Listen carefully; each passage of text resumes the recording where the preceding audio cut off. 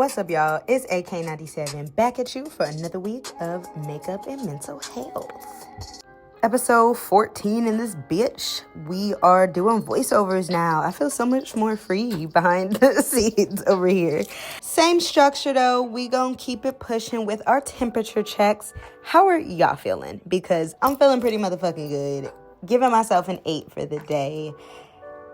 Something about the weather and catching up with old friends and just getting shit done, and not in a way where it's like, oh, I'm only valuable when I'm being productive, which, yes, I am still fighting that limiting belief. All right. Work in progress. I'm just energized towards my goals. That's what it is. It's not even so much because when I look at today, yeah, I got some stuff done, but really what I did was set an old but a new energy toward what I got to get done. You know what I'm saying? Like, I just have a revitalized passion for what I got going on. Y'all don't be telling me how you doing for real, and I don't like that because I do be asking. The temperature checks aren't just for me, they for you too, but it's cool. I'm gonna still give you your affirmation for the week, which is there is a solution to getting every single thing I want. I have been reflecting on relationships and how they impact our mental health quite a bit lately, and I thought that it would be the perfect time to talk about polyamory and relationship anarchy as they relate to mental health. Let's start off with some operational definitions so we can make sure we are all on the same page. Common misconception about polyamory, that it is all about fucking as many people as you can or having all the hoes, gotta catch them all Pokemon type shit. In actuality, the way that me and my community practice polyamory, it's about having consensual, open, and honest partnerships in which you are loving on more than one person at a time. Typically in a romantic sense, which is where relationship anarchy comes into play for me. Now, I believe that relationship anarchy's goal is to completely dismantle the idea of hierarchy in relationships, period. Whereas polyamory tends to, not always, but tends to have hierarchy within the relationships, such as the separation between 3 styles of parallel, garden party, and kitchen table. Recording this actually gave me a little more information than I already had. I thought that solo polyamory was just all about prioritizing your relationship with yourself above your relationship with others. But what I read is that oftentimes people that practice solo polyamory don't like to intertwine their finances or their actual day-to-day living with others. And I want that. So I don't know. If you ain't already tuned in on YouTube, stay tuned. Alright, so boom, we already explained what polyamory is. We already said what relationship anarchy is. What about metamors? That's another term that we're going to use. So your metamor is just your partner's other partner. And in polyamory, how you interact with your metamor might vary. In parallel, you don't interact with your metamors at all. The more extreme version of this is don't ask, don't tell, which, if you ask AK, is a recipe for disaster. But moving on. Next up, we have garden party. So here, everybody can be cool at gatherings, but y'all not necessarily homies. And then my personal ultimate goal and fave is kitchen table polyamory, or KTP. And here, I feel like you get a real sense of community, and your metamors feel like your family, you know? You don't necessarily have to be dating them, but I would definitely say in this dynamic, you are somewhere along the line of like friend, acquaintance, community homie, etc. KTP is my ultimate goal because I think it's the precursor toward building a polycule, which is a group of varied but interconnected relationships, whether they be romantic, sexual, platonic, and that really just makes sense for me as a relationship anarchist because I like to stay open to whatever dynamic just naturally forms with each person that I connect with. Generally speaking, though, I like to develop some form of kinship, which ranges from acquaintance to community homie to friend first, and then let the chips fall where they may. And real quick, I wanted to explain what the fuck a community homie is. So for me, a community homie is a term that I coined. It's just somebody that is not quite a friend yet, but you see them out in the community and y'all homies. Like, you could dap each other up. You see each other. When you see each other, you ask what's up, how you doing, shit like that. But I'm just real touchy about who I call a friend because, yeah, we could talk about that in another Eminem. A lot of relationship anarchists use the relationship smorgasbord, insert graphic here, to visualize this. So instead of being forced into preset categories like friend or partner, you and this other person can pick and choose the aspects of each category that work for you. I'm looking at this for the first time in a while, so we're going to actually follow the instructions. It says to form your relationships, you and another can pick any number of quote-unquote items from any number of quote-unquote platters. Take a huge helping or just a scoop. The dish the two of you hold is your relationship. Y'all must agree, no sneaking in items, You can change what you want. On the smorgasbord is your motherfucking meal. If you change your mind about what you want to include, just communicate that with whatever partner it is. I'm going to take my best friend for an example. So I would say under companionship and playfulness, we definitely have a lot of shared activities and interests, a lot of intellectual and philosophical discussions, and friendship, right? I also know that we share a couple of the things under emotional support, like listening, empathy, confidant. Then, romantic, I suppose. But cultivating uniqueness, like what the fuck does that even mean? Emotional attraction. I'm going to go on my aromanticism rants in another video, but I'm going to skip over that for ease of this video. Communication. We communicate pretty much daily. It's shifted a little as we've gotten older, but very consistently, phone, text, in person when we can. There is physical intimacy. There's cuddles. There's hand holding. Back in our younger days, there was a lot more. And yeah, and stuff changes, and that's the thing. Stuff changes over time. That's the thing I really dig about polyamory and relationship anarchy. I would say more so relationship anarchy than polyamory, that there's this room for the fluidity of a relationship, and there's no expectation to, like, I know couples where it's like they break up and now they don't talk no more. And that shit crazy to me sometimes. Like, yeah, sometimes niggas have you fucked up. And that's also the weirdness of romantic relationships or whatever. But I like to think if you really have a bond with somebody, just because that type of relationship didn't work out, it doesn't mean that you cannot still have that person in your life. It is very important to me. If I fuck with you, I want to keep you in my life forever because I operate on my chosen family more than my blood relatives. So, I mean, I'm not just looking for any and everybody. And at the same time, if I do vibe with you and we have a connection and I feel like there is longevity to our connection, I'm gonna want to keep fucking with you, even if, you know, we tried friends with benefits. Maybe we tried to be in a relationship, whatever it is, and that stuff didn't work. Take out the shit that don't work and keep it pushing. But enough with the definitions and shit. How does this correlate to mental health? So for me, polyamory and relationship anarchy have improved my mental health because they've given me more freedom and autonomy. For one, there is no pressure to meet relationship milestones, you know? So getting a partner, finding your one true love, marrying them, having kids. I don't even want no fucking crotch goblins. So those are not my problems. Like with polyamory and relationship anarchy, it feels like I'm free to just let relationships be and let my life be.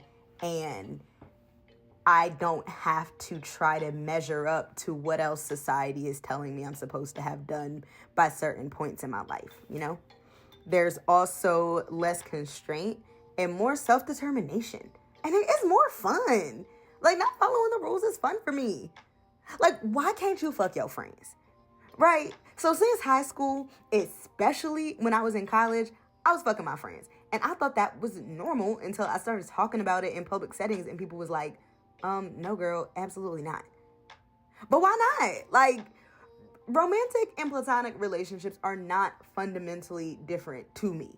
Both of them require care, they require trust, they require communication. Like, going back to the fucking smorgasbord, I see cultivating uniqueness, emotional attraction, and shared experiences, like going on dates in the romance bubble. And this is just one example. It's just, you know what I'm saying? Like, I look at that and I just don't see why I can't do that with my friends. Really, I believe society just assigns different rules to certain relationships, and relationship anarchy challenges that. And of course, with great freedom comes great responsibility. And by responsibility, I mean challenges. So the not so fun part about all of this for AK is that I feel like not fitting the script that most people follow is one of the factors that has made finding partnership more challenging for me. Child, I am always in a fucking rush because in 3, 2, 1, I return to y'all later in the day because, yeah, I just took off my lashes and enhanced what I had going on earlier. So enjoy the second iteration of this. Do y'all like this view better? I kind of like it better. It depends on the lighting though, because I'm really right in front of my window. Anyways, I've said it for years now that it feels like everyone has already found their person and I'm just left here on the outskirts. And I don't even believe in a quote unquote person, like just one person. And still, it feels like it's so rare to find someone that is truly aligned with you. You know what I'm saying? That it do feel like everyone else. And if I'm being honest, like even most of the polyamorous people I know, they have what appears to me to be a hierarchical poly relationship. Like they have their person and they're open and they're polyamorous and it's ethical and it's all that great stuff. And it's still like them and their person against the world type shit, you know? And that's just now. When I was younger, I was just getting invited to threesomes left and right. Like I was not seen as a real relationship prospect. And as I've gotten older, yeah, people are less stupid and they are into developing real relationships, yes, and people already have these significant partnerships. So yeah, it often feels like I am just an onlooker. Like friendships matter to me just as much as any other relationship, right? Especially when I haven't had a quote-unquote relationship in nearly 9 years. And by that, I mean romantic. And yes, I am unpacking a romanticism different video. Anyway, the point is that when my friends get into relationships or go through phases where they're prioritizing their romantic partner, it makes me feel really left out and devalued. Because that's just not, like, when you are whoever you are to me, I guess there is hierarchy in my relationships too. There are friends that I feel closer to than others. And I don't know. It's just hurtful when it feels like those feelings of prioritization are not reciprocated, you know? Also, as I've mentioned earlier, I kind of have a new understanding of solo polyamory after doing some research for this video. And if I'm being so for real with myself, I think that I've been using that term to cope with being chronically single. In reality, I crave deep and meaningful connections, ones that will, like, I really want a nesting partner. I have been talking about that kind of incessantly for the last, 6 months or so. A nesting partner would be someone that I could share my life with, really, that we could share responsibilities, finances, our day-to-day is intertwined with one another. And that is something that I would like. So solo polyamory is more so like you are always going to be your own partner. And of course, these things are not black and white. It's just that upon doing more research, I've kind of shifted my understanding of what solo poly really means. And I think I'm just single and polyamorous. But yeah, there's kind of an ironic oxymoron of freedom, right? So the freedom I love also simultaneously limits my relationship options. People like their rules and their boxes. I do not. I'm very comfortable with my autonomy, and I'm very comfortable with the variability. Yep, we're going to make a new word today. While most people prefer structure, like back to the boxes. And when it comes to me and my partner, I do not care about what my hypothetical partner, because they don't exist right now, does with other people. As long as we are open, honest, being safe, all that stuff. In fact, honestly, I would like it if all of my partners vibe with one another, and then we could create something larger than life. And first, I would need to do the thing with one person before I can add in other people. Besides the point. Point is, all that shit, that's not the world that I live in. I feel empowered by my choices, but then when most people, at least the ones that I've met so far, default to hierarchy or a romance of center dynamic, I be left feeling like, damn, cold world, no snuggie. And to wrap us up, I am a shit talker and I haven't talked enough shit about monogamy. So here is my hot take. Monogamy encourages possessiveness and ownership as a response to jealousy. It does not require people to actually work through their insecurities. Instead, they use their quote-unquote needs to justify control, disguising rules as boundaries. And before y'all monogamous folks start jumping down my throat, yes, I am technically talking about unhealthy monogamy. However, I'm also just speaking from my observations, and I see this in most of the monogamous partnerships that I've gotten a peek into. And to be fair, there is truly issues with any relationship structure, because guess what? People are involved and people are fickle. Because there are plenty of people that claim polyamory that maybe I do not claim. The way y'all be getting down is not how I get down. It's unsafe. It's disrespectful. Polyamory definitely got its own issues. We could talk about those as well. And actually, because all is fair in love and non-monogamy, let's talk about some of the issues with polyamory. There is time and energy management. It's definitely something called being polysaturated, having too many polyamorous relationships that you're trying to juggle at once. Then there is hierarchy even when you don't want it, because I'm speaking from my little loner perspective, but in actuality, I think that, for example, I mentioned the type of partnership that I really desire, and naturally I feel as though if I have a nesting partner, then they're going to get prioritized. And I didn't say this, but let me be very clear. Jealousy still happens in polyamory. The difference is just how you handle it. And I would even say with polyamory, sometimes insecurity can be amplified, right? So let's say you have a partner who is thriving in another relationship. That might lead to you feeling less valued or wanted. I'm just saying, overall, I really don't think monogamy is natural. I think that if we got the capacity to have multiple friends, then we have that same capacity to love multiple people. Shit, I think the real reason that monogamy is pushed so hard is at its core to sustain capitalism. You know what? I'm gonna write my think piece about that on another day. For now, relationship anarchy and polyamory are not perfect. It's just that they give me more agency over my relationships and allow me to build connections in a way that actually works for me. Do you agree with me? Do you disagree with me? Whatever your feelings are, drop a comment. I'm gonna get out of here. Be kind to yourself and don't take nobody's shit, including your own. We'll be back with you next week.